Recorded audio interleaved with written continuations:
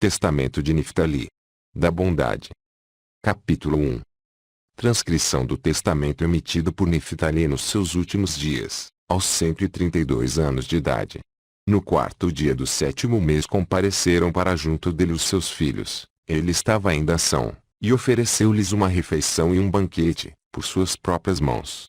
Ao levantar-se, na manhã seguinte, falou-lhes, eu vou morrer. Eles porém não acreditaram. Mas ele louvara a Deus repetidamente, porque após o festim, iria morrer. E principiou assim a falar aos seus filhos, escutai, meus filhos, filhos de Niftali. Ouvi as palavras do vosso pai. Eu sou filho de Bala. Pois Raquel, procedendo ardilosamente, entregou a Jacó ao invés dela mesma. Assim Bala me engendrou, em lugar do ventre de Raquel. Por isso fui chamado Niftali. E Raquel me amava, porque eu nascera no outro ventre por sua vontade. Meu rosto era delicado, ela beijava-me dizendo, eu gostaria de dar-te um irmão que se pareça contigo.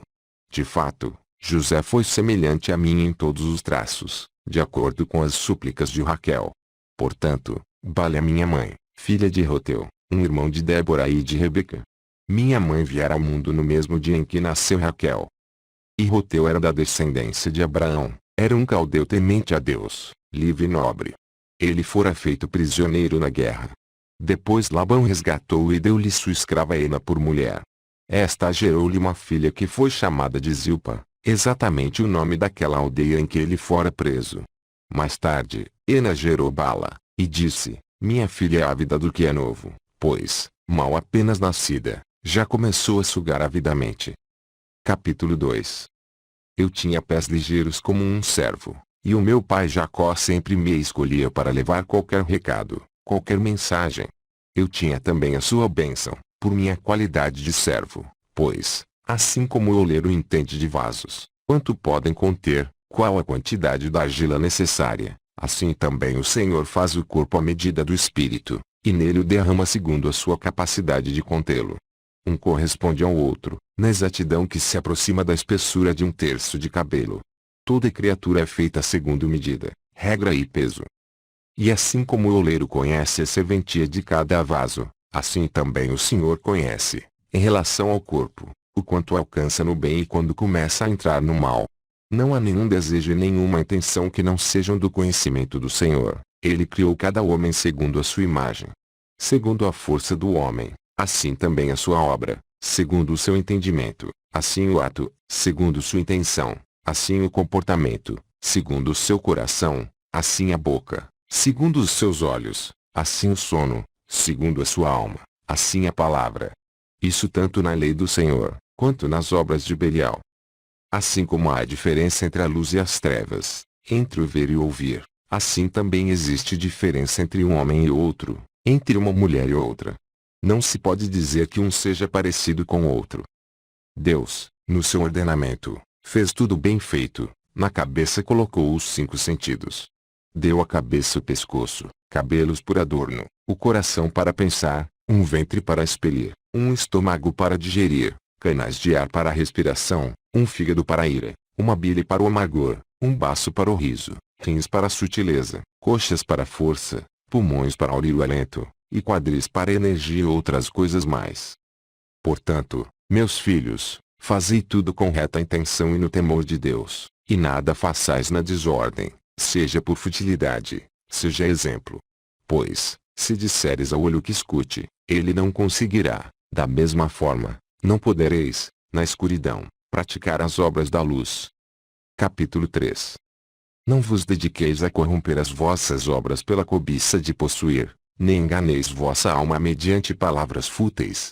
Se ficardes em silêncio, na pureza de coração, havereis de entender o quanto é bom permanecer fiel à vontade de Deus e repelir a vontade do demônio. O sol, a lua e as estrelas não alteram a sua ordem, da mesma forma, vós não deveis alterar a lei divina, pela desordem dos vossos atos. Os pagãos, desencaminhados, abandonaram o Senhor e modificaram a sua ordem, obedeceram a pedras e madeiras, seguindo os espíritos da sedução. Vós, porém, meus filhos, não vos comporteis assim. Pelo firmamento, pela terra, pelo mar e por todas as criaturas, podeis reconhecer o Senhor, que tudo criou. Do contrário, sereis semelhantes a Sodoma, na perversão da natureza. Da mesma forma, os guardiões outrora subverteram a ordem da natureza. Por isto foram amaldiçoados por Deus pelo dilúvio, e por causa deles a terra ficou deserta de habitantes e de frutos. Capítulo 4. Isto eu digo, meus filhos, porque eu li nos livros de Enoque, que vós também havereis de afastar-vos do Senhor, andar nos caminhos da impiedade dos pagãos, cometer todos os pecados de Sodoma. O Senhor vos mandará ao cativeiro. Lá devereis servir aos vossos inimigos, sereis mergulhados na opressão e na indigência, até serdes aniquilados pelo Senhor. E quando forem reduzidos a um pequeno números, vós convertereis e reconhecereis de novo vosso Deus e Senhor. Ele vos devolverá uma vez mais a vossa terra, segundo a sua grande clemência. Mas, uma vez de volta à terra dos vossos pais, novamente esquecer-vos-eis do Senhor, para andar nos caminhos da impiedade.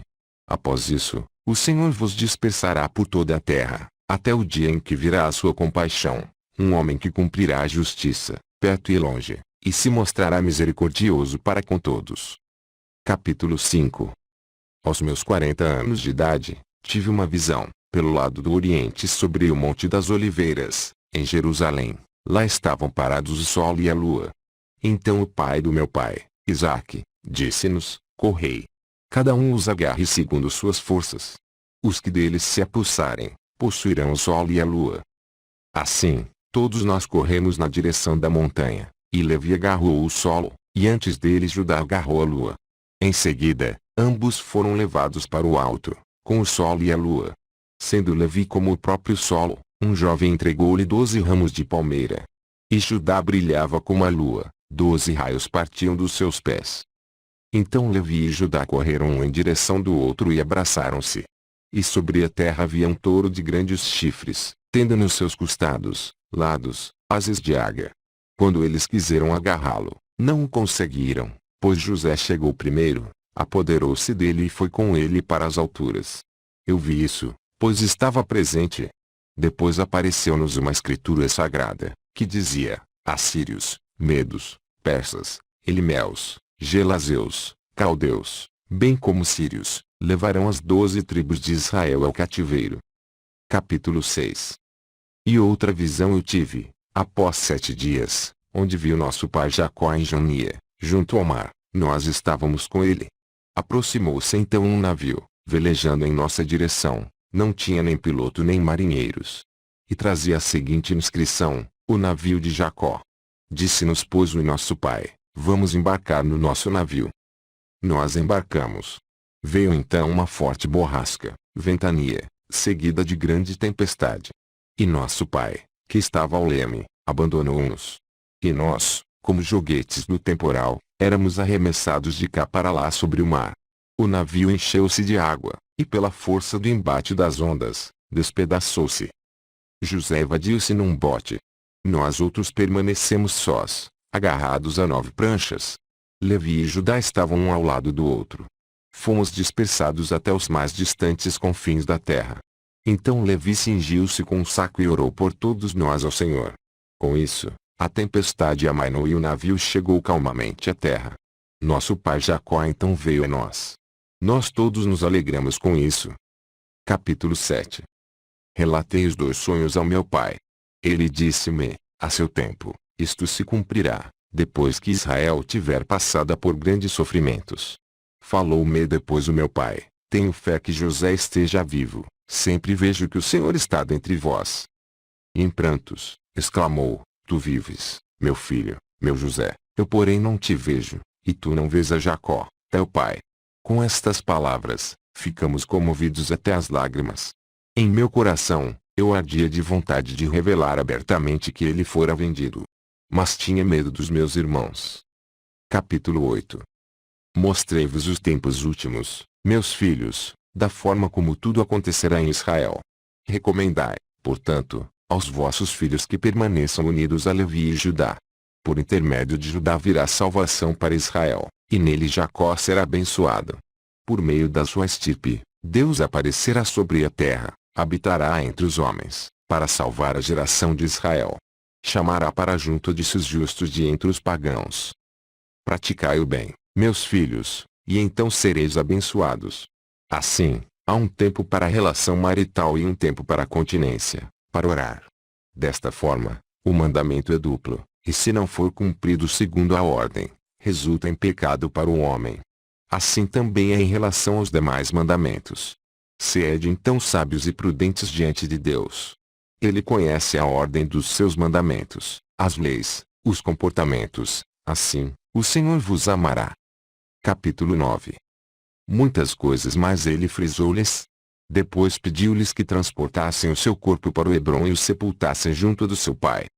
Em seguida ele ainda comeu e bebeu com o coração alegre, depois obscureceu-se-lhe a face, e morreu. E os seus filhos cumpriram tudo conforme seu pai Neftali lhes ordenara. Fim.